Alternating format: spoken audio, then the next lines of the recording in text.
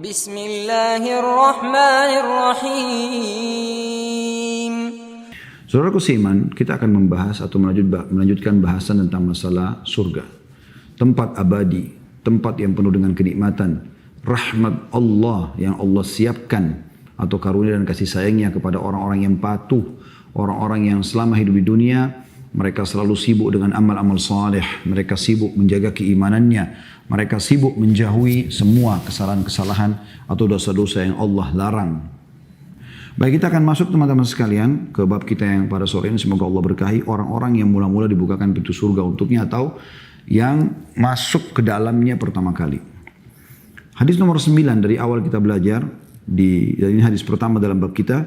Melalui Anas radhiyallahu anhu, sahabat Nabi yang mulia, beliau meriwayatkan sabda Nabi SAW, "Ana aktsarun nasi tab'an yaumal qiyamah wa ana awwalu man yaqra'u babal jannah." Akulah, kata Nabi SAW, orang yang paling banyak pengikutnya pada hari kiamat nanti. Maksudnya di antara Nabi-Nabi, aku yang paling banyak pengikutnya. Ya. Dan akulah orang pertama yang akan mengetuk pintu surga. Hadis riwayat Muslim.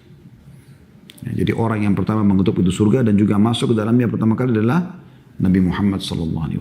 Beliau manusia terbaik, pemimpin anak Adam, dan beliau lah yang pertama sekali masuk ke dalam surga. Dan di sini teman-teman ada berita gembira buat kita, umat Muhammad SAW. Beruntung kita ini menjadi umat Muhammad SAW. Bersyukur teman-teman sekalian. Kita jadi umat Muhammad saja, Muslim, ya, dan jadi pengikut Nabi SAW itu sudah luar biasa. Kita lebih baik daripada umat-umat sebelum kita. Kata Nabi SAW, tidak ada umat-umat sebelum kalian kecuali berharap jadi kalian. Ya, karena semua Nabi-Nabi menyampaikan, nanti akan ada Nabi terakhir di akhir zaman, dia satu-satunya Nabi yang diutus untuk seluruh umat manusia. Ya, karena Nabi-Nabi sebelum Nabi Muhammad SAW diutus untuk kaumnya saja. Belum pernah ada yang diutus untuk seluruh alam semesta. Seluruh dunia adalah lokasi dakwanya. Nabi Lut di wilayah Jordania, wilayah dakwah beliau. Di seberangnya, Palestina, ada pamannya Nabi Ibrahim AS. Lokasi dakwah masing-masing. Nabi Musa sama Nabi Khidir sezaman, tapi lokasi dakwahnya beda. Ya, jadi masing-masing punya lokasi dakwah. Oleh karena itu teman-teman sekalian, Nabi Muhammad SAW punya keutamaan sendiri. Dan beliau mengatakan juga dalam hadis yang lain, aku adalah pemimpin anak Adam pada hari kiamat dan tidak ada kesombongan dalam masalah itu. Jadi memang Allah yang suruh aku menyampaikan masalah ini. Ini keutamaan tersendiri. Beliau nanti akan masuk ke dalam surga lalu diikuti oleh umatnya. Dalam sebuah riwayat lain, kata baginda Nabi SAW, surga diharamkan untuk nabi-nabi sebelum aku masuk dan diharamkan untuk umat-umat sebelum umatku masuk. Ini keutamaan yang luar biasa. Ya. Lebih dulu masuk ke tempat abadi, bisa menikmati beberapa saat sebelum umat yang lain, itu luar biasa. Gitu. Ya. Bedanya sehari saja. Misalnya, itu sudah 1000 tahun waktu dunia. Waktu akhirat itu, satu hari sampai dengan 1000 tahun waktu kita di dunia. Hadis yang selanjutnya, hadis kedua dalam bab kita, dan ini urutan 10 dari awal kita belajar. Masih dari Anas radhiyallahu anhu, beliau berkata, Nabi SAW bersabda, "Ati babal jannati yaumal qiyamah, fa astaftih." Aku akan mendatangi pintu gerbang surga pada hari kiamat, lalu aku mengetuknya. Fayaqulul khazin man ant, maka penjaga pintu surga akan bertanya, siapa kamu ini? Fa'aqulu Muhammadun, maka aku pun berkata, aku adalah Muhammad. Fayaqulu bika umirtu la aftahu li ahadin qablak. Penjaga itu mengatakan, kepadamu aku diperintahkan agar aku tidak membukanya untuk seorang pun sebelummu. Hadis riwayat Muslim. Artinya surga tidak akan pernah ada yang bisa membuka pintunya dari kalangan manusia dan jin kecuali Nabi Muhammad SAW. Beliau adalah orang yang pertama kali boleh mengetuk, boleh memasukinya. Nah, ini luar biasa, karunia dan kedudukan besar buat beliau. Sementara untuk Muhammad, untuk umat Muhammad SAW, untuk umat beliau, kita ini semua, kita bisa lihat di bab nomor 4. Manusia-manusia yang mula-mula masuk surga. Kalau tadi kan orang secara individu, ya, itu Nabi Muhammad SAW. Pemimpin kita semua. Makanya beruntunglah orang yang menjadi pengikutnya. Orang yang setia mengikuti sunnahnya, memperjuangkan sunnahnya, hidup dan mati untuk membela Nabi SAW. Itu karena akan bersama dengan beliau. Gitu ya. Makanya Utsman bin Affan radhiyallahu anhu pada saat beliau mau dibunuh oleh kaum Khawarij, orang-orang yang datang memberontak dari pemerintahan Utsman, Maka apa yang terjadi? Beliau mimpi, kata Nabi SAW kepada Uthman, sabarlah ya Uthman, karena sebentar engkau akan berbuka puasa bersama kami. Pada hari itu Uthman bin Affan puasa radhiyallahu anhu. Dan beliau terbunuh sebelum berbuka puasa. Ya. Jadi kita akan bertemu dengan Nabi SAW. Tinggal mengikuti sunnahnya saja, tinggal meninggalkan larangannya. Ya. Ini hal yang luar biasa dan ringan, bukan sulit. Kata Nabi SAW pada saat beliau lagi sakit parah, ya, beliau kemudian mendengar banyak sahabat yang menangis di masjid. Maka beliau SAW keluar berusaha pada saat beliau sudah mulai agak sehat. Kemudian beliau naik ke atas mimbar lalu mengatakan setelah memuji Allah sebagaimana layak dipuji sebagai pencipta, lalu mengucapkan salawat buat diri beliau SAW. Beliau mengatakan, wahai sekalian manusia, ya, wahai sekalian manusia, perjanjian kita, pertemuan kita bukan di sini, tapi di haudku nanti, di telaga beliau sebelum masuk surga. Ya. Nabi SAW sampaikan, kita akan ketemu, bukan tidak ketemu. Berapa banyak dinukil dari para sahabat, dari para kaum salafus salih dulu, mereka bertemu dengan Nabi SAW dalam mimpi. Nabi SAW sampaikan kalau akan bertemu dengan beliau SAW. Ya. Berapa banyak orang yang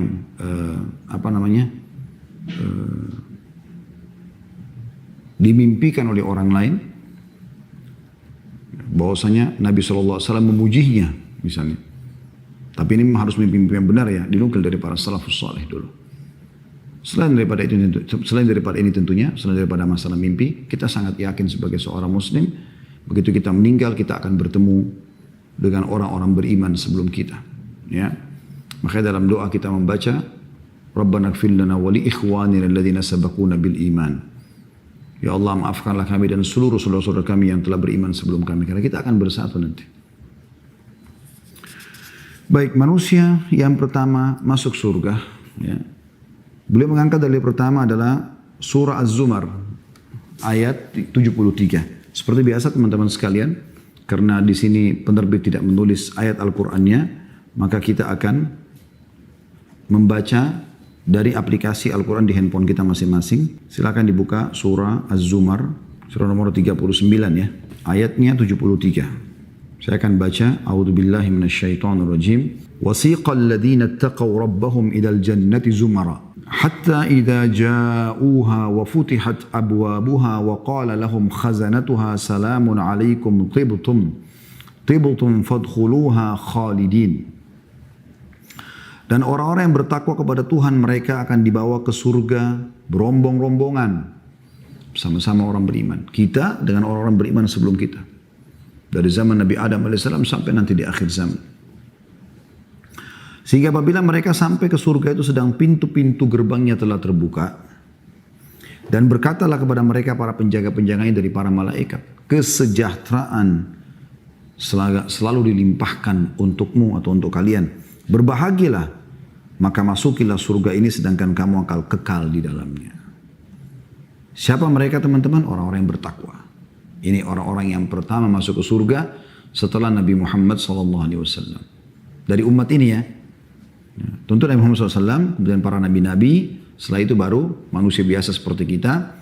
Dimulai dari umat Muhammad SAW, baru umat-umat yang lainnya.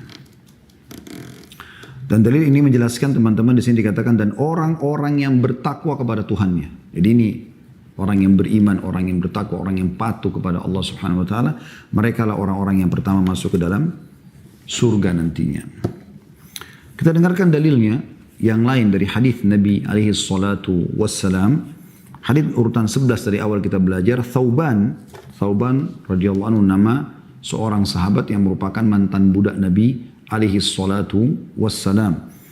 Dikatakan maula Rasulullah SAW. Dan maula artinya budak yang sudah dibebaskan. Ya. Menuturkan, aku berdiri di sisi Rasulullah SAW. Jadi maula ini diberikan julukan kepada majikan yang membebaskan budaknya dari keterbudakan ya.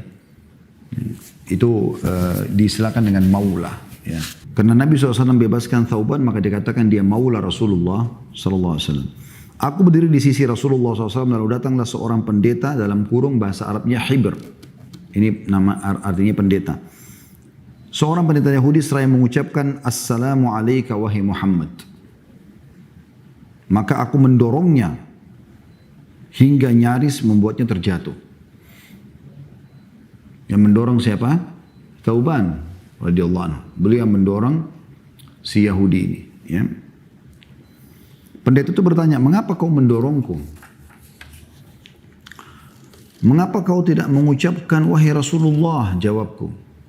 Jadi Thauban marah sama beliau ini kenapa? Karena dianggap dia ya, tidak mengucapkan Rasulullah. Dia hanya mengatakan Assalamualaikum ya Muhammad, gitu kan? Dia sebutkan nama Nabi SAW tanpa mengucapkan utusan Allah. Jadi ini yang sebab, ini menjadi penyebab kenapa Thauban marah gitu. Yahudi itu menjawab, kami hanya memanggilnya dengan namanya, sebagaimana keluarganya biasa memanggilnya. Karena Nabi Muhammad SAW dipanggil keluarganya dengan Muhammad, gitu kan? Maka Rasulullah SAW berkata, namaku Muhammad dan dengannya keluargaku memanggilku. Dan dengannya keluargaku memanggilku. Yahudi itu berkata, aku datang padamu untuk bertanya. Dia berkata kepada siapa? Pada Nabi SAW. Lalu kata Nabi SAW, apakah sesuatu akan bermanfaat bagimu jika aku mengatakannya kepadamu? Maksudnya, kalau kau bertanya, lalu aku jawab, bermanfaat kira-kira? Kau mau dengar gak? Gitu. Jawaban itu. Maka ia menjawab, aku akan mendengarkan dengan telingaku. Maksudnya Yahudi ini mengatakan, ya kalau aku bisa terima, aku akan terima. Ya. Maka Rasulullah SAW diam sejenak sambil mencungkil-cungkil tanah dengan kayu yang ada di tangan beliau, lalu berkata, bertanyalah. Ya. Yahudi itu berkata atau bertanya, di manakah manusia pada hari ketika bumi diganti dengan selain bumi dan langit? Ya. Pada saat manusia nanti sudah terjadi kiamat, segala macam kiamat kan hancur semuanya nih. Di mana manusia pada saat itu? Beliau menjawab, mereka dalam kegelapan di atas jembatan. Lalu orang Yahudi itu bertanya lagi, siapakah manusia pertama-tama yang menyeberanginya? Sirat, untuk melewati neraka ke surga. Beliau menjawab, orang-orang fakir dari kalangan muhajirin. Muhajirin orang-orang hijrah dari Mekah. Mereka adalah sahabat-sahabat yang mulia, punya kedudukan khusus dalam agama. Gitu. Terutama kaum fuqara ya, yang fakir di antara mereka. Kemudian Yahudi ini mengatakan, apa hidangan yang mengitari mereka ketika masuk surga? Kata Nabi SAW, ujung hati ikan. Ia bertanya lagi, apa makanannya setelah itu? Beliau SAW menjawab, disembelikan untuk mereka sapi surga yang dimakan dari ujungnya. Ia menjawab lagi, apa minuman mereka? Beliau SAW menjawab, dari mata air yang disebut dengan salsabila. Maka Yahudi itu mengatakan, engkau benar. Hadis ini riwayat Muslim. Hadis ini teman-teman kita bisa bedah menjadi beberapa poin yang merupakan faedah yang bisa kita ambil. Yang pertama, bagaimana seorang da'i seharusnya menjawab pertanyaan semampu dia. Dan dia mempertimbangkan maslahat dan mudaratnya. Artinya, kalau itu perlu dijawab, dia jawab. Kalau tidak, maka tidak usah dia jawab. Dan itu hak dia. Ya. Kalau misalnya ada orang bertanya hanya sekedar untuk memojokkan dia, untuk apa dia jawab pertanyaan tersebut? Karena target daripada pertanyaan dilemparkan adalah memberikan jawaban. Dan akhirnya orang yang mendengarkan itu, mendapatkan jawabannya. Apakah dia itu hanya sekedar mau memastikan tabayun istilahnya, cross check. Atau memang ada ilmu, sesuatu yang dia ingin ketahui dari orang yang sedang dia tanya. Maka oleh karena itu harus bermanfaat. Kalau tidak manfaatnya untuk apa gitu? Ya, untuk apa?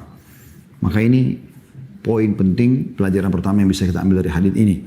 Terbukti Yahudi datang untuk belajar, untuk bertanya kepada Nabi SAW. Nabi jawab. Tapi Nabi tanya dulu. Waktu Nabi SAW ragu, orang ini dengar gak sih kalau disampaikan jawabannya? Nabi tanya, bermanfaat gak nanti? Dia bilang, saya akan dengar. Yang kedua, pembuktian tentang mukjizat Nabi Muhammad sebelumnya dulu. Yang kedua adalah tersebutkannya nama Nabi Muhammad SAW. Dan beliau mengatakan, li khamsu asma, saya punya 5 buah nama. Ana Muhammadun wa ana Ahmad. Saya Muhammad dan saya Ahmad. Jadi bisa Muhammad, bisa Ahmad. Dalam surah Shaf disebutkan Ahmad. Ya. Nabi Isa mengatakan ya'ti min ba'di ismuhu, ya'ti min ba'di ismuhu Ahmad. Akan datang setelahku Nabi namanya Ahmad, gitu kan? Nabi SAW sudah sebutkan namaku Muhammad dan Ahmad. Kemudian beliau mengatakan wa ana mahi alladhi yamhu biha syirk, alladhi yamhu Allahu biha syirk. Yang denganku diutus syirikan Allah hapuskan. Kemudian wa ana Hashir, alladhi yuhsyarun nasu baina yadayhi. Dan saya juga Hashir yang manusia akan dibangkitkan setelah aku dibangkitkan. Dan wa ana aqib yang kelima, alladzi la nabiyya ba'di. Artinya tidak ada nabi setelahku.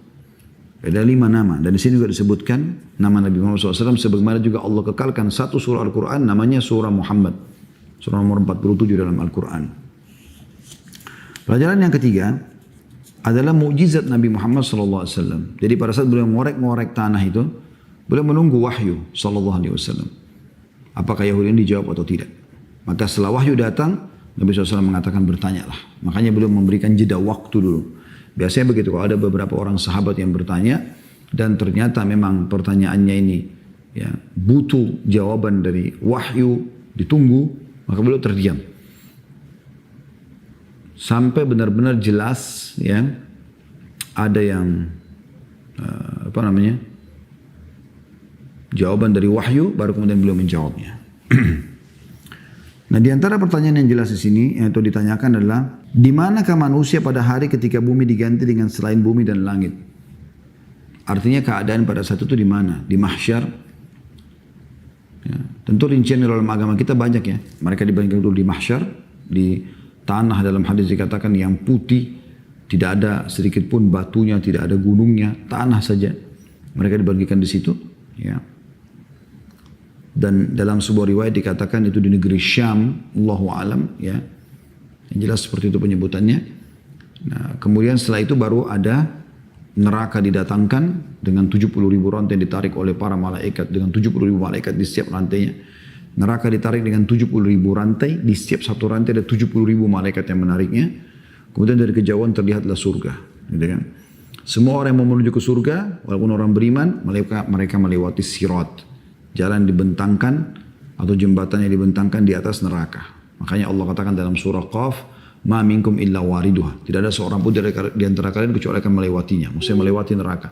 Yang layak masuk, naudzubillah masuk dulu. Yang tidak layak maka mereka akan langsung menuju ke surga. Ya. Yang dalam hadis masyhur nanti akan kita insya Allah pelajari juga di bab tentang surga ini. Orang yang pertama lewat, orang yang kedua, orang yang ketiga sampai nanti orang yang terakhir melewati jembatan tersebut. Nah, karena wahyu datang menjawab sesuai dengan pertanyaan Yahudi. Yahudi fahamnya ini. Manusia akan ada di jembatan ya, yang gelap. Karena memang dalam beberapa riwayat disebutkan sirat itu gelap dan licin. Ya, tidak diketahui berapa jauh jaraknya karena dibentangkan di atas neraka yang sangat luas. Kemudian yang kedua pertanyaan Yahudi ini, dan ini juga mukjizat tentunya. Siapa orang yang pertama menyeberangi? Dan ini jadi saksi bahasan kita.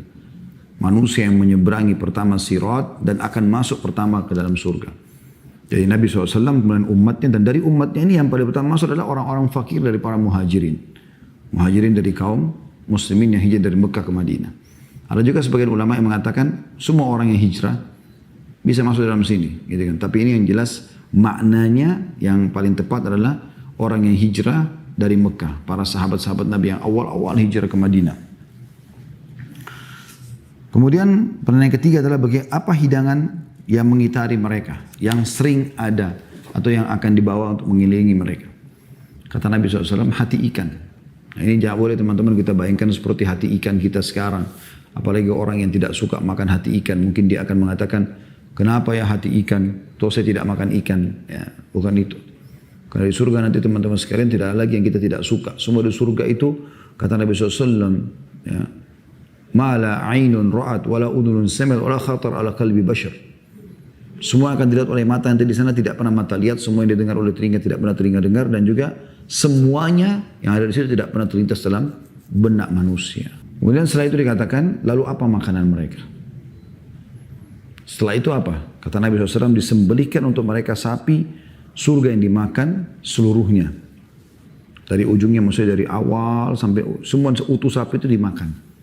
Tapi dimasak dengan masakan surga, diproses dengan proses di surga. Satu-satunya kelompok manusia yang pernah merasakan makanan surga di dunia itu Bani Israel.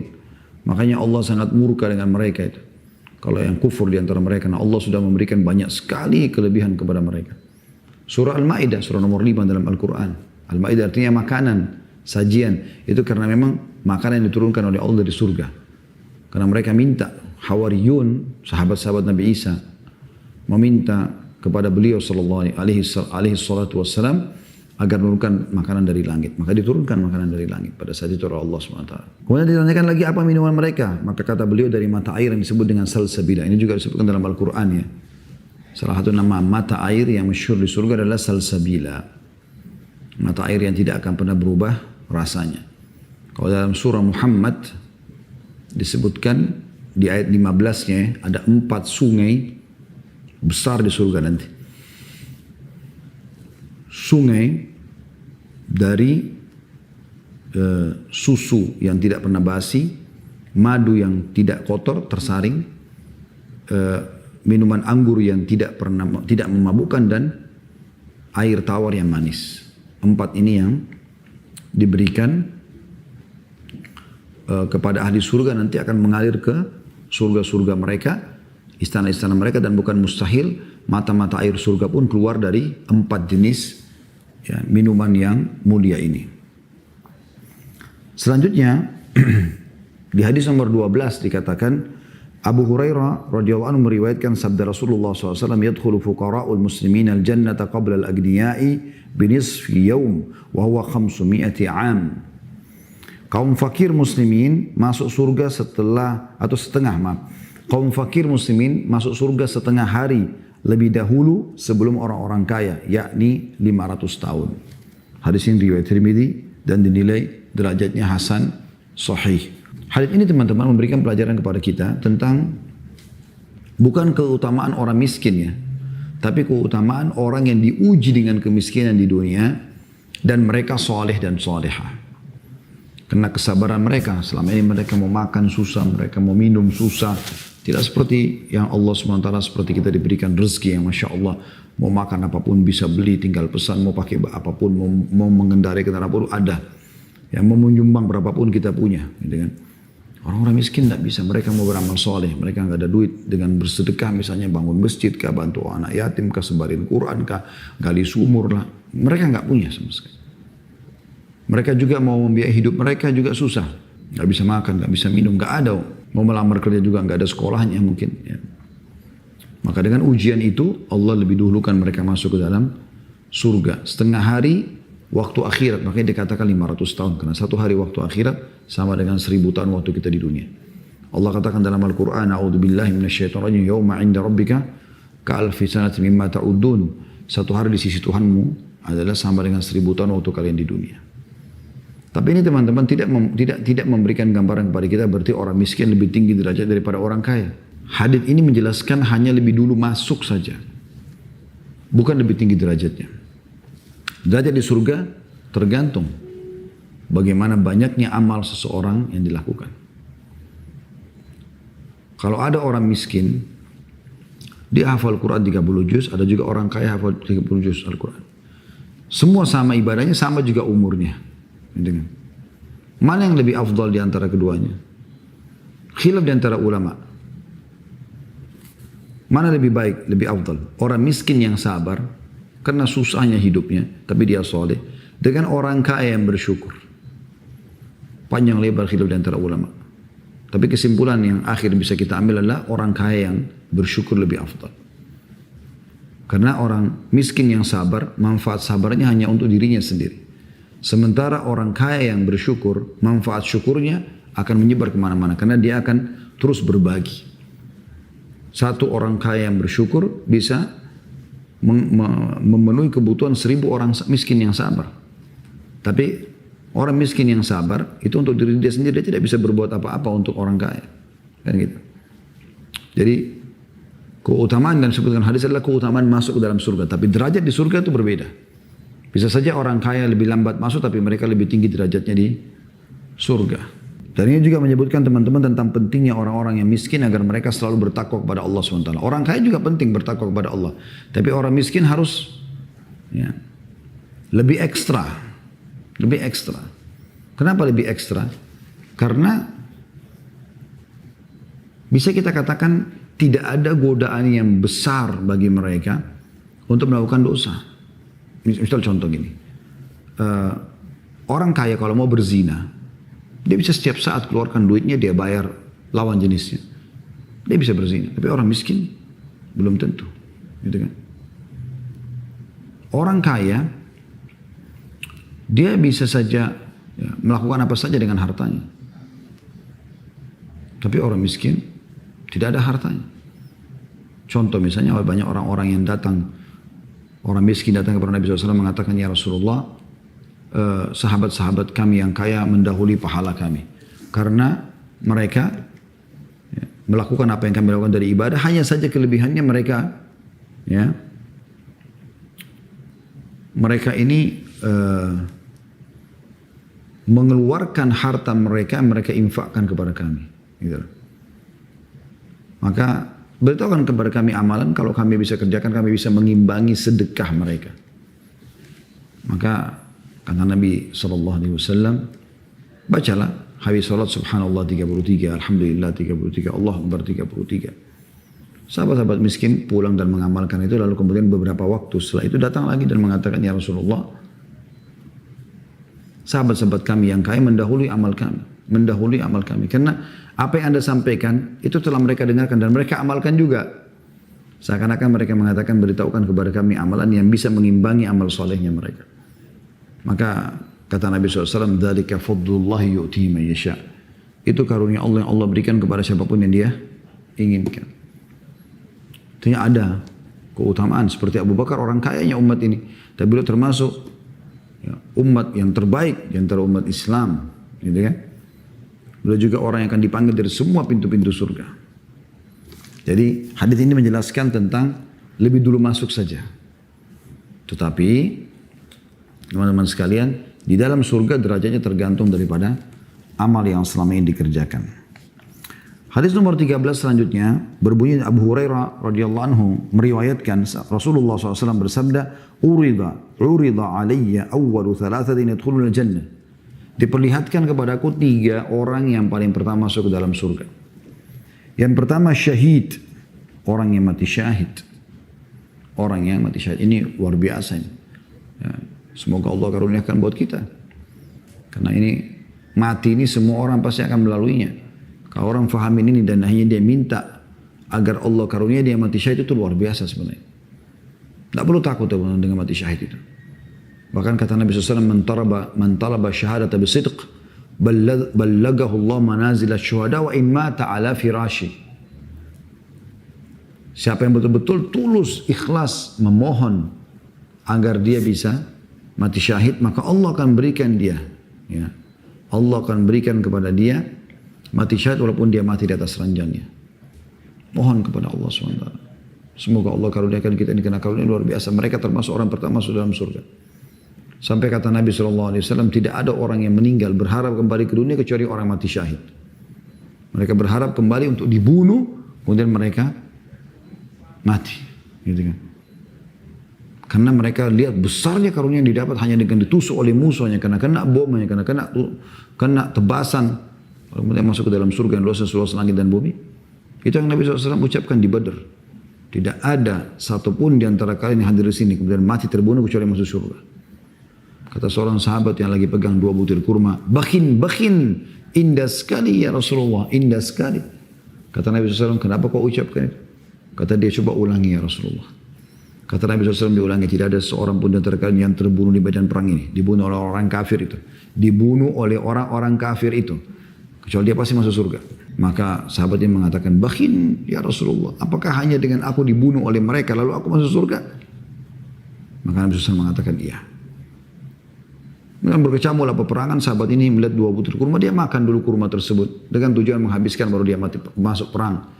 Pada saat dia lagi kunyah satu, lalu tiba-tiba Allah ilhamkan dalam fikiran hati dia, lalu kemudian dia mengatakan, kalau aku menunggu 2 butir kurma ini, maka masih lama masuk ke dalam surga. Dia buang, lalu kemudian dia masuk sampai dia terbunuh radhiyallahu anhu. Kemudian yang kedua, afifun muta'affif.